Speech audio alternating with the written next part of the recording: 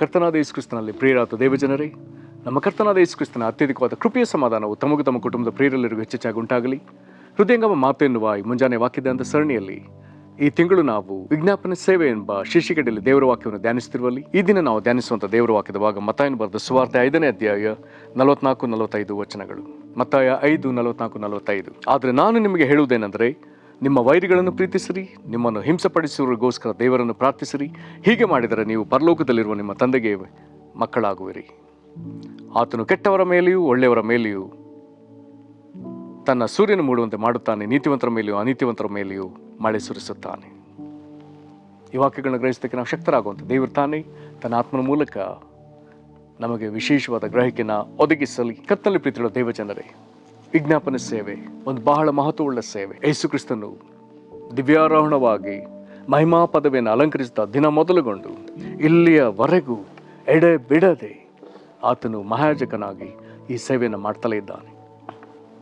ಸತತವಾಗಿ ಆತನು ಈ ಸೇವೆಯಲ್ಲಿ ನಿರತನಾಗಿರುವುದಾದರೆ ಇದೊಂದು ಬಹಳ ಅವಶ್ಯವಾದ ಒಂದು ಸೇವೆ. ಜೊತೆಗೆ ಭೂಮಿ ಮೇಲೆ ಆತನೊಂದಿಗೆ ವಿಜ್ಞಾಪಿಸುವಂಥ ಅನೇಕ ಜನರನ್ನು ಆತನು ಏರ್ಪಡಿಸಿಕೊಳ್ತಲೇ ಇದ್ದಾನೆ. ಕರ್ತನು ನಿಮ್ಮನ್ನೂ ಹಾಗೆ ಏರ್ಪಡಿಸಿಕೊಳ್ಳಲಿ.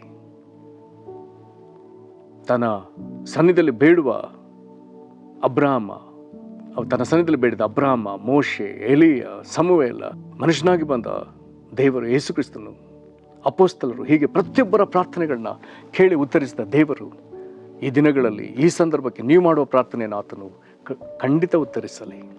ಇದರಿಂದ ಆತನಿಗೆ ಎಷ್ಟೋ ಮಹಿಮೆ ಉಂಟಾಗಲಿ, ಆತನ ಕೀರ್ತಿ ಹೆಚ್ಚಲಿ. ಇದರ ನಿಮಿತ್ತ ನಿಮಗೆ ಆಶೀರ್ವಾದ ಉಂಟಾಗಲಿ. ಕರ್ತನಲ್ಲಿ ಪ್ರೀತಿಯುಳ್ಳ ದೇವಜನರೇ, ನಾವು ಇತರರಿಗಾಗಿ ಪ್ರಾರ್ಥಿಸಬೇಕೆನ್ನುವಂಥದ್ದೇ ಅದು ವಿಜ್ಞಾಪನೆ ಪ್ರಾರ್ಥನೆ ಅಥವಾ ಪರಾರ್ಥ ಪ್ರಾರ್ಥನೆ. ಇದು ಅವಶ್ಯವಾಗಿ ನಾವು ಮಾಡಬೇಕಾದ ಸಂಗತಿ.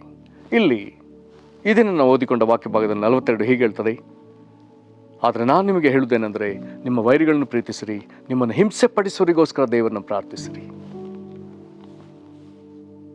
ಇಲ್ಲಿ ಪ್ರಾರ್ಥಿಸಿರಿ ಎಂಬುದಾಗಿ ಹೇಳುವಾಗ ನಾವು ಅವರ ಮೇಲೆ, ನಮ್ಮನ್ನು ಹಿಂಸೆ ಪಡಿಸೋರ ಮೇಲೆ ಆಪತ್ತುಗಳನ್ನ ಬರಮಾಡಲಿ, ಅವ್ರ ನಷ್ಟ ಹೊಂದಲಿ, ಅವ್ರ ಶಾಪ ಅನುಭವಿಸಿ, ಈ ರೀತಿಯಾಗಿ ಪ್ರಾರ್ಥಿಸಲಿಕ್ಕೆ ಸಾಧ್ಯವಿಲ್ಲ.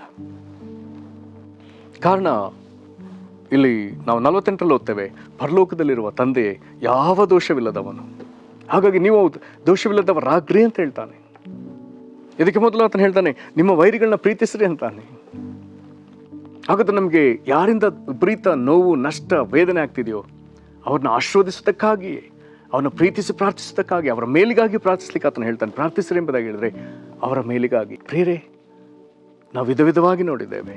ಒಬ್ಬರಿಗಾಗಿ, ಅನೇಕರಿಗಾಗಿ, ದೇಶಕ್ಕಾಗಿ, ಕ್ರಿಸ್ತ ನಂಬಿಕೆ ಉಳ್ಳವರಿಗಾಗಿ, ಹೀಗೆ ವಿಧವಾಗಿ ಪ್ರಾರ್ಥನೆಗಳನ್ನ ನೋಡ್ತಾ ಬಂದಿದ್ದೇವೆ.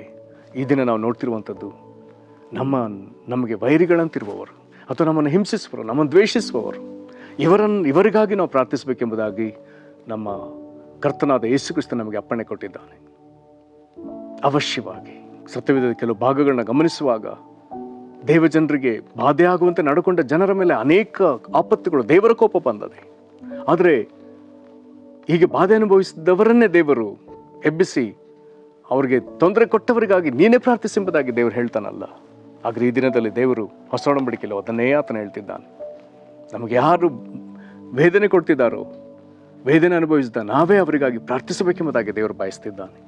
ಹಾಗಾದರೆ ನಮಗೆ ವಿಪರೀತ ನಷ್ಟ ಮಾಡಿದವರು, ವಿಪರೀತ ವೇದನೆ ಕೊಟ್ಟವರು, ನಮಗೆ ವಿಪರೀತ ಅವಮಾನ ಮಾಡಿದವರು, ಇವನ್ನ ತಳ್ಳಿಬಿಡೋಣವೋ? ಇಲ್ಲ, ಸಾಧ್ಯವೇ ಇಲ್ಲ.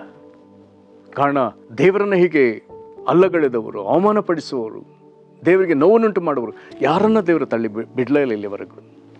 ಹಾಗಾಗಿ ಅದಕ್ಕೆ ಒಂದು ಉದಾಹರಣೆ ಕೊಡ್ತಾನೆ. ಪರಲೋಕದ ದೇವರು ನಡ್ಕೊಳ್ಳುವಂಥ ರೀತಿ ಹೇಗೆ? ಆತನು ಕೆಟ್ಟವರ ಮೇಲೆಯೂ ಒಳ್ಳೆಯವರ ಮೇಲೆಯೂ ಮೂಡುವಂತೆ ಆತನು ಮಾಡ್ತಿದ್ದಾನೆ, ಸೂರ್ಯನ ಮೂಡುವಂತೆ ಮಾಡ್ತಿದ್ದಾನೆ. ಮತ್ತು ನೀತಿವಂತರ ಮೇಲೆ ಅನೀತಿವಂತರ ಮೇಲೆ ಆತನು ಮಳೆ ಸುರಿಸ್ತಿದ್ದಾನೆ. ಭೇದ ಭಾವವಿಲ್ಲದವರಿಗೆ ಸೂರ್ಯನ ಬೆಳಕು, ಭೇದ ಭಾವವಿಲ್ಲದವರಿಗೆ ಮಳೆ.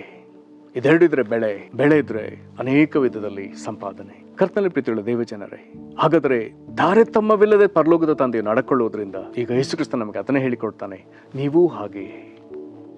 ಹಾಗಾದರೆ ನಾವು ಕಷ್ಟದಲ್ಲಿರುವವರಿಗಾಗಿ, ನಾನಾ ವೇದನೆಯಲ್ಲಿರುವವರಿಗಾಗಿ, ಬಾಧೆಯಲ್ಲಿರುವವರಿಗಾಗಿ, ದೇಶಕ್ಕಾಗಿ, ಕ್ರಿಸ್ತನ ಸಭೆಗಾಗಿ ವಿಧವಿಧವ ಗುಂಪುಗಳಿಗೆ ನಾವು ಪ್ರಾರ್ಥಿಸ್ತೇವೆ.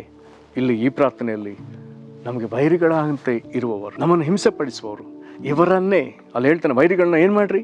ದ್ವೇಷಿಸಲ್ಲ, ಪ್ರೀತಿಸಿರಿ. ನಮ್ಮ ಹಿಂಸೆಪಡಿಸೋರು ಯಾರಿದ್ದಾರೋ ಅವರಿಗಾಗಿ, ಅವರ ಒಳಿತಿಗಾಗಿ, ಅವರ ಆಶೀರ್ವಾದಕ್ಕಾಗಿ ನಾವು ದೇವರ ಬಳಿ ಅವರಿಗಾಗಿ ಪ್ರಾರ್ಥಿಸಬೇಕಂತ ಹೇಳ್ತಾನೆ. ಇದಕ್ಕಾಗಿ ಒಪ್ಪಿಸಿಕೊಡೋಣ. ಬಹಳ ಸಮಾಧಾನದ ಸಂಗತಿ.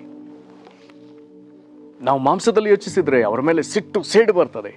ಆದರೆ ದೇವರಾತ್ಮನ ಜೊತೆಗೂಡಿದರೆ ಅವರ ಮೇಲೆ ದೇವರ ಪ್ರೀತಿ ಬರ್ತದೆ.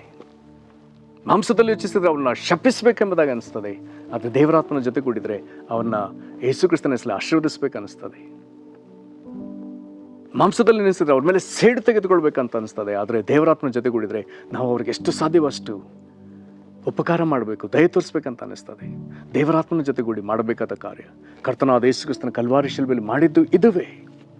ಆತನಿಗೆ ಹಿಂಸೆಪಡಿಸಿದವರೆಷ್ಟು ಮಂದಿ, ಆತನ ಮೇಲೆ ದ್ವೇಷ ಕಾರಿದವರೆಷ್ಟು ಮಂದಿ, ಆತನನ್ನು ಅವಮಾನಪಡಿಸಿದವರೆಷ್ಟು ಮಂದಿ, ಆತನನ್ನು ಗೇಲಿ ಮಾಡಿದವರೆಷ್ಟು ಮಂದಿ, ಆತನ ಮೇಲೆ ಉಗುಳಿದವರೆಷ್ಟು ಮಂದಿ. ಯಾರ ಮೇಲೆಯೂ ಯೇಸು ಕ್ರಿಸ್ತನಿಗೆ ಕಿಂಚಿತ್ತಾದರೂ ಕಹಿ ಭಾವನೆ ಇಲ್ಲ. ಎಲ್ಲರನ್ನ ಆತನು ಕ್ಷಮಿಸಿದ. ತಂದೆಯವರನ್ನ ಕ್ಷಮಿಸಿ ಎಂಬುದಾಗಿ ಕೇಳಿದ.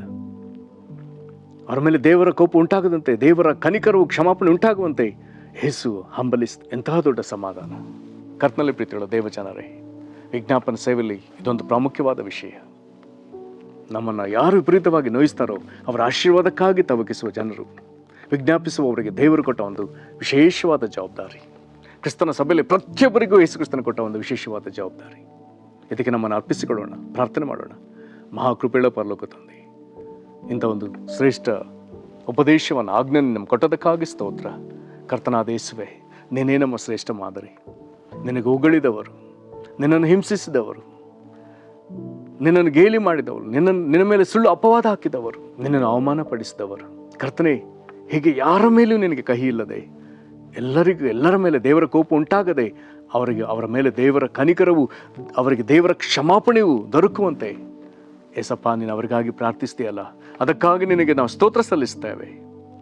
ಕರ್ತನೆ, ಇದನ್ನೇ ನೀನು ನಮಗೆ ಮಾಡಲಿಕ್ಕೆ ಹೇಳ್ತಾ ಇದ್ದಿ. ತಂದೆಯಾದ ದೇವರೇ, ನಿನ್ನಲ್ಲಿ ಯಾವ ದೋಷವಿಲ್ಲ. ನೀನು ಕೆಟ್ಟವರ ಮೇಲೆ ಒಳ್ಳೆಯವರ ಮೇಲೆ ಸೂರ್ಯನು ಮೂಡುವಂತೆಯೂ, ನೀತಿವಂತರ ಅನೀತಿವಂತರ ಮೇಲೆ ಕರ್ತನೆ ಮಳೆ ಗರಿಯುವಂತೆಯೂ ಮಾಡುವಂಥ ದೇವರೇ.